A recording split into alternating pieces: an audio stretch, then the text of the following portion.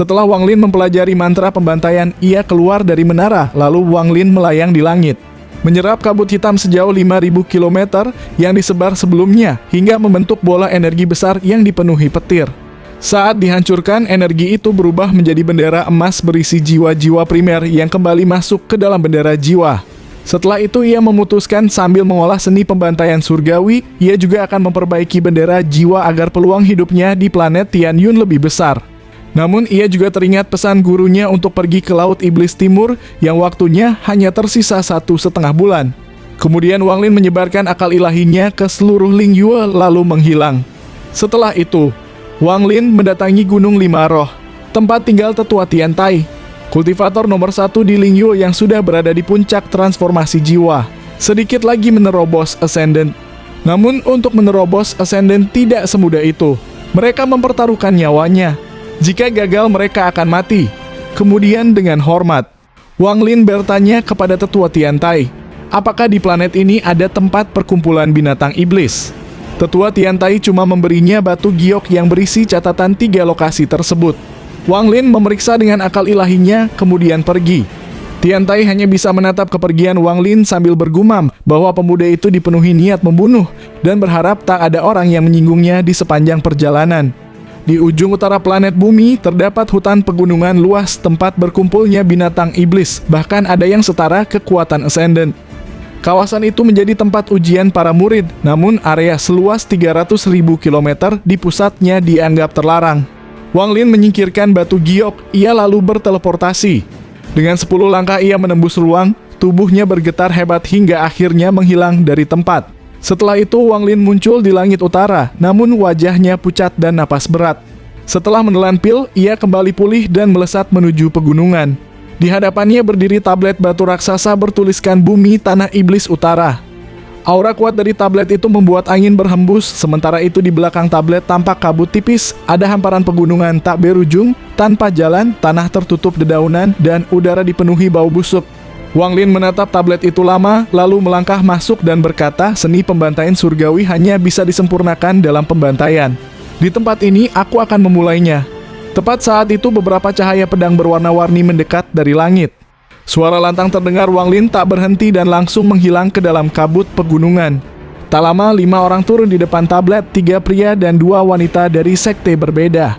Seorang gadis bergaun merah tahap akhir formasi inti mengetahui ada orang masuk, tapi pria bernama Guo dari sekte pedang Daluo menenangkan mereka.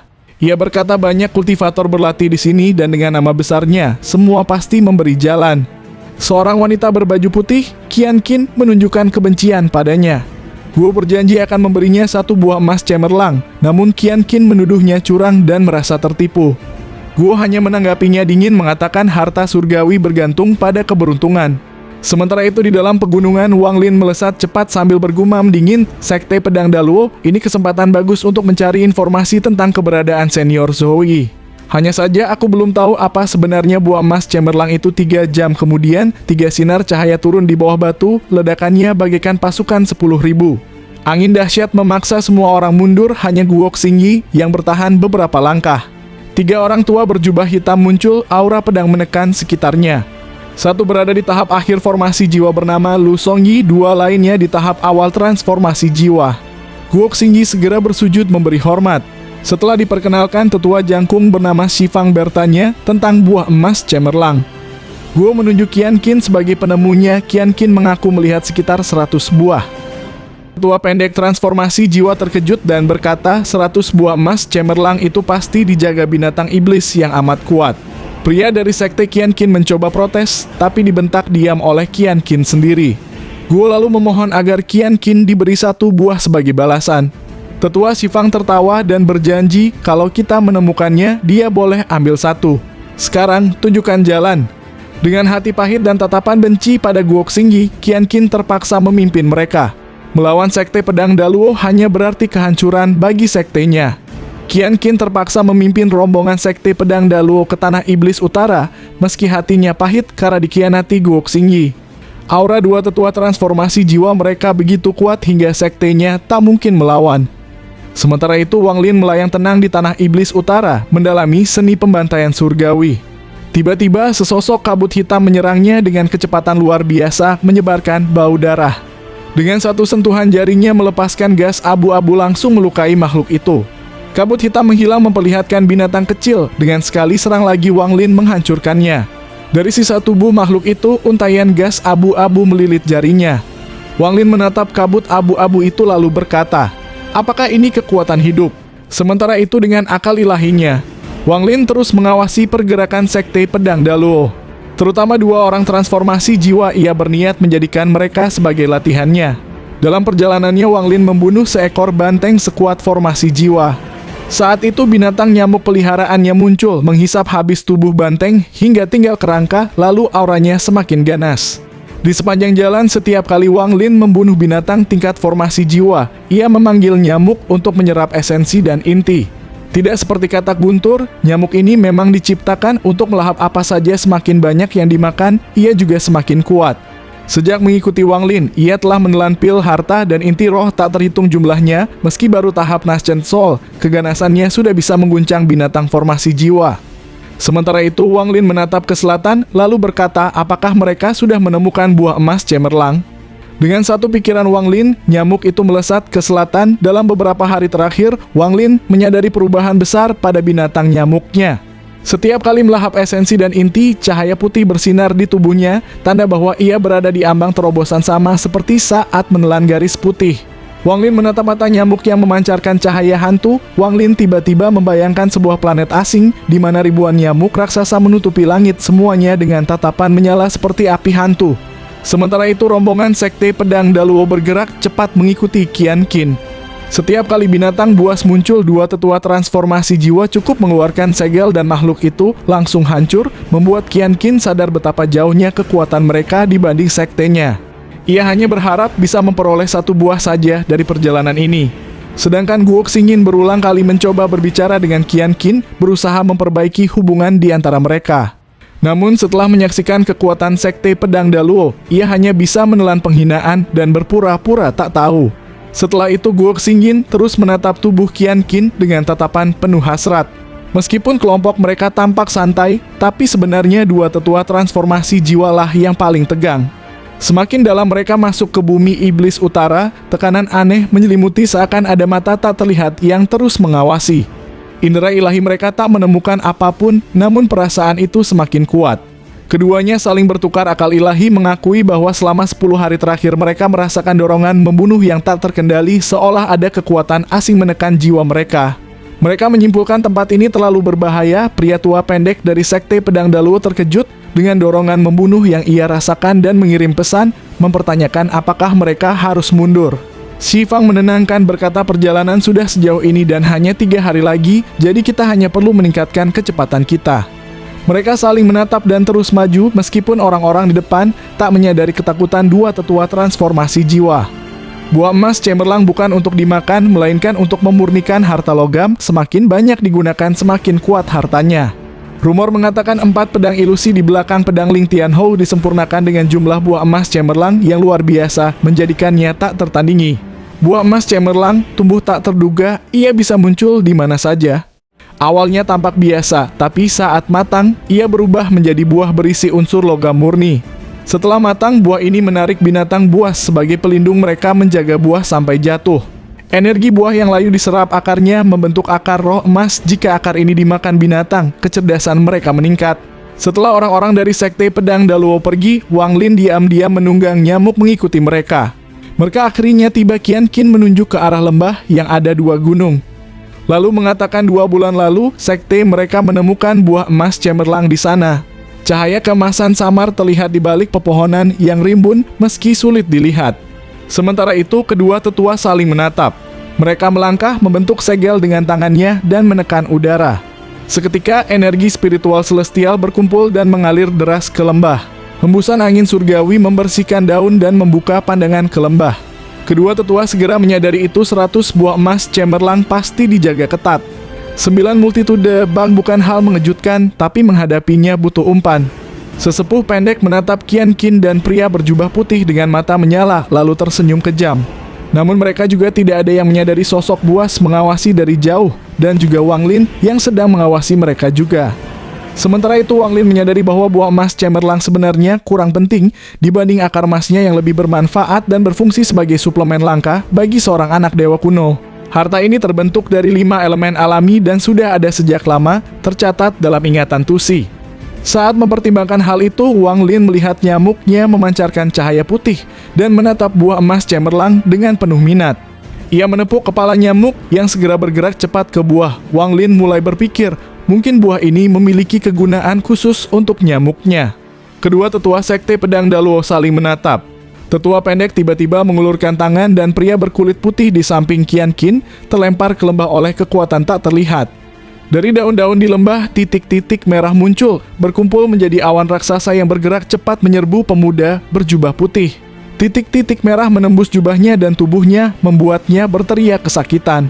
Dalam sekejap jubahnya berubah merah darah dan dia berguling di lembah penuh rasa sakit dan keputusasaan. Qian Qin gemetar sedih melihatnya dan mengatakan, apa maksudnya ini senior? Titik-titik merah akhirnya masuk seluruhnya ke tubuh pemuda itu dan jeritannya perlahan menghilang. Yin Shaoqing menatap Qian Qin dengan niat membunuh. Wanita di dekatnya pucat dan gemetar karena takut.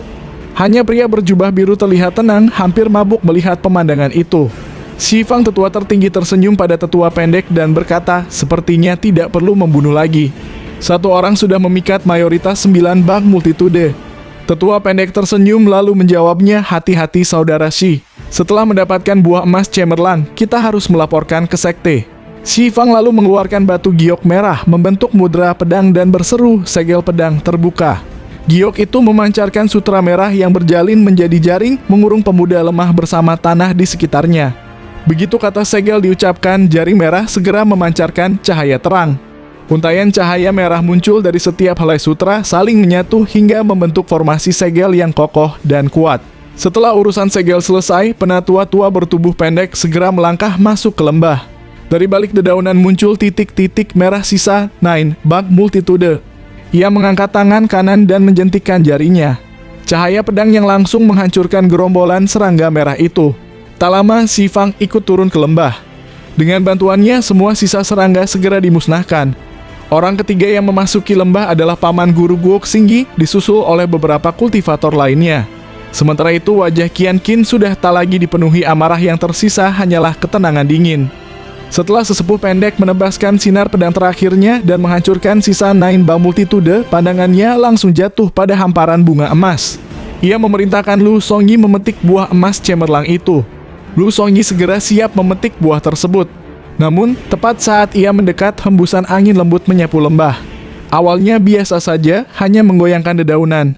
Tetapi ketika menyentuh tubuh kedua tetua, ekspresi mereka langsung berubah drastis. Xi Fang menatap tajam ke arah luar lembah, matanya menyala penuh kewaspadaan. Wajah sesepuh pendek menjadi suram, tangannya menempel pada tas penyimpanan seakan siap menyerang.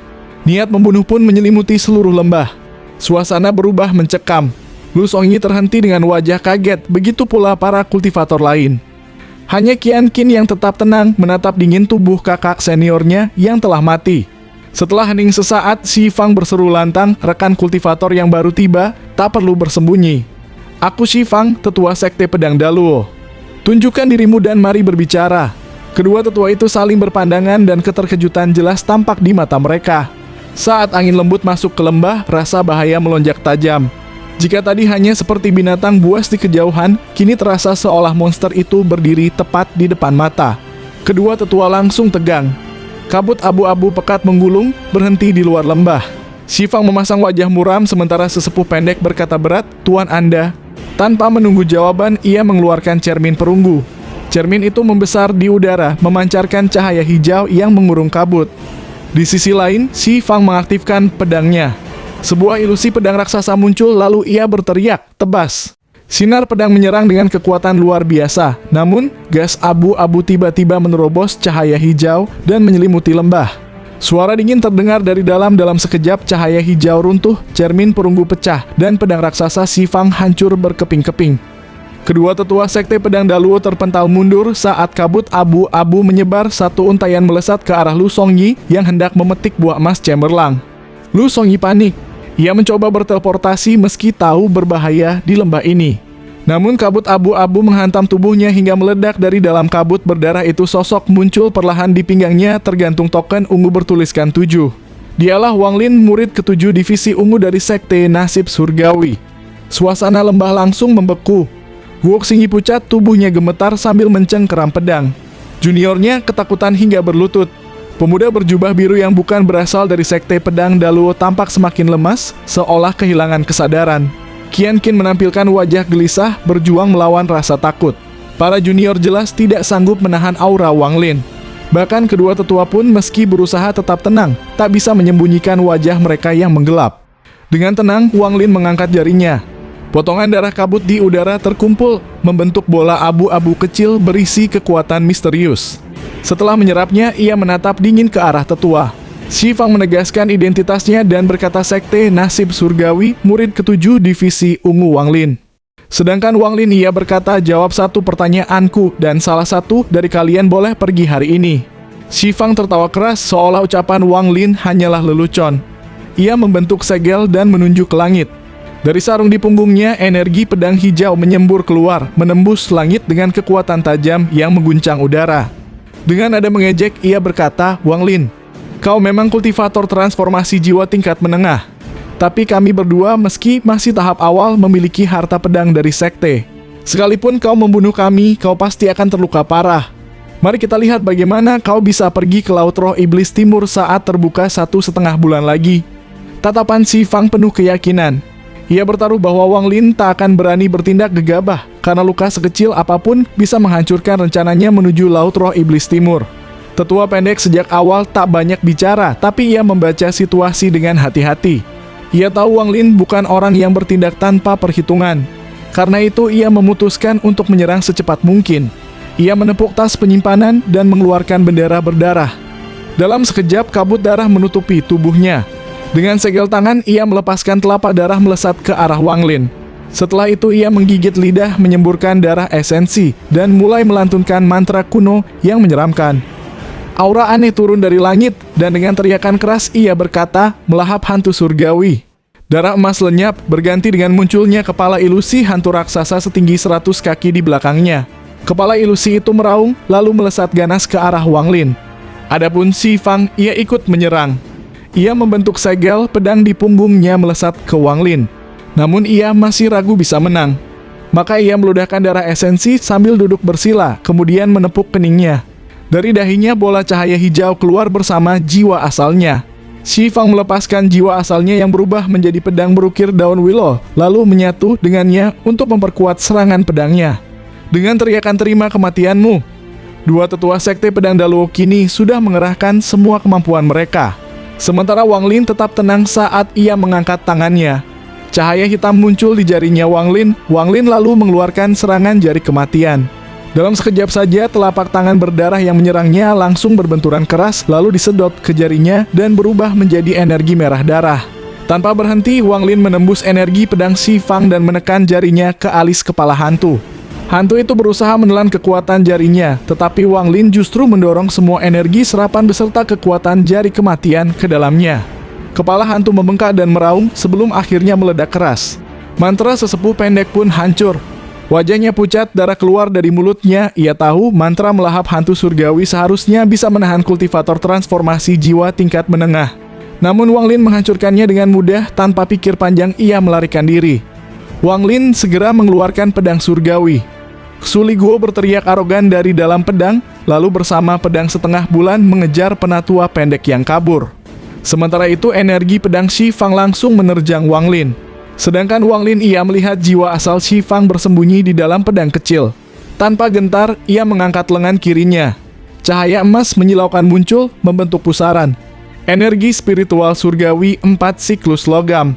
Pusaran emas menghantam energi pedang meski pedang kecil dengan ukiran daun willow menembus pusaran penghalang dan melesat menuju Wang Lin, ekspresinya tak berubah. Ia lalu mengeluarkan cambuk jiwa yang menghantam pedang kecil itu, hingga bergetar keras. Pedang mengeluarkan api hijau dan muncul hanya 3 inci dari dahi Wang Lin, tapi segera dicambuk berulang kali sampai melemah. Gas hitam keluar, membentuk kembali wujud Xi Fang yang sangat lemah. Saat jiwa asalnya hendak kembali ke tubuhnya, namun Wang Lin tidak memberi kesempatan. Ia mengeluarkan binatang nyamuknya, langsung menembus kepala Shifang dan menusuk ke dalam tubuhnya. Dalam sekejap, darah, daging, esensi, serta sisa energi spiritual Shifang tersedot habis tanpa tersisa. Jiwa asal Shifang yang terbentuk dari pedang kecil tertegun melihat kejadian itu. Dengan tatapan ganas penuh kebencian pada Wang Lin, ia segera berbalik dan melarikan diri ke arah para junior. Ia memilih salah satu dari 4 junior, yaitu Guok Xingyi. Shifang berhasil mengambil alih tubuhnya melalui teknik kepemilikan yang mengejutkan Wang Lin, karena proses itu biasanya memakan waktu lama, namun ia bisa melakukannya seketika. Dalam tubuh Guok Xingyi yang pucat, Shifang berbicara pada Wang Lin memohon ampun. Ia berjanji akan memberikan teknik kepemilikan cepat sebagai imbalan dan bersumpah dengan jiwa sejatinya untuk tidak membocorkan kejadian ini. Namun untuk meyakinkan posisinya, ia juga membantai 2 junior lain, menyisakan Qian Qin. Shifang kemudian menawarkan sesuatu yang lebih hina. Qian Qin, seorang perawan, bisa digunakan untuk ritual penyembuhan dengan mantranya. Tawaran itu membuat Qian Qin gemetar, namun ia justru berlutut di hadapan Wang Lin. Ia meminta Wang Lin membunuh Shifang dan para sesepuh sekte pedang Daluo, bahkan rela menyerahkan hidupnya untuk melayani Wang Lin. Wang Lin tetap tenang. Ia bertanya pada Shifang tentang kejadian aneh 200 tahun lalu ketika Ling Tianhou kembali dari alam surgawi. Setelah ditanya Wang Lin, ia menjawab bahwa dirinya tidak mengetahui secara pasti, hanya pernah mendengar desas-desus. Menurut kabar itu, ketika Ling Tianhou kembali dari alam surgawi, kondisinya kacau dan tidak seperti biasanya. Tak lama kemudian, di dalam sekte terjadi serangkaian pembunuhan misterius. Dan muncul roh pedang asing yang tidak diketahui asal-usulnya. Roh itu bahkan bertarung langsung dengan Ling Tianhou. Namun setelah pertempuran sengit, roh pedang tersebut tiba-tiba menghilang tanpa jejak dan sampai hari ini tidak ada yang tahu kemana perginya. Namun Wang Lin menatap dingin menyadari Shifang tidak berkata jujur. Ia lalu memerintahkan Shifang untuk mencetak metode kepemilikan di batu giok. Shifang ragu sejenak lalu bertanya, "Kalau begitu apakah kau akan membiarkanku pergi?" Wang Lin menjawab dingin, "Tergantung apakah yang kau berikan itu nyata atau palsu." Shifang lalu mengeluarkan batu giok dan mencetak teknik kepemilikan beserta mantra penyembuhan, lalu melemparkannya. Wang Lin menangkapnya, mengirimkan akal ilahi ke dalamnya. Ia segera melewati mantra penyembuhan dan langsung meneliti teknik kepemilikan itu. Sementara itu Shifang berusaha kabur, namun Wang Lin hanya mengangkat jari kirinya. 2 helai gas abu-abu melesat menembus tubuh Shifang yang masih lemah setelah proses kepemilikan. Gas itu berputar gila di dalam nadinya, membuatnya kaku. 3 tarikan napas kemudian, tubuh Shifang meledak menjadi daging dan darah, sementara gas abu-abu kembali ke Wang Lin. Wang Lin menarik akal ilahinya dari batu giok. "Teknik kepemilikan cepat ini memang bernilai," ujarnya sebelum menyimpannya. Pandangannya lalu beralih ke penatua pendek yang masih terperangkap oleh pedang setengah bulan dan pedang surgawi, namun ia tidak segera menghampiri. Sebaliknya, Wang Lin berjalan ke barat lembah, memetik sebuah buah emas cemerlang di antara bunga, lalu menciumnya. Nyamuk raksasa yang baru saja melahap tubuh Shifang segera bergetar penuh semangat. Qian Qin yang melihatnya menatap serius. Buah itu adalah buah emas cemerlang, sesuatu yang sektenya telah menghabiskan banyak upaya untuk menemukan buah emas cemerlang, namun dirampas sekte pedang Daluo. Kini kemunculan mendadak Wang Lin, murid ke-7 divisi ungu dari sekte nasib surgawi, langsung mengubah keadaan. Wang Lin lalu berbisik pelan untuk menenangkan nyamuk sambil menggenggam buah emas cemerlang. Wang Lin berniat menguji apakah buah itu mampu melengkapi unsur logam pada manik menentang surga, yang sejak pertempuran di makam Susaku masih kehilangan sebagian elemennya. Jika tidak berhasil, ia akan memberikannya kepada binatang nyamuknya. Di sini dulu aja guys, jadi cuma mengingatkan kalau ini hanya spoiler dari novel, tentu saja banyak perbedaan dari video aslinya.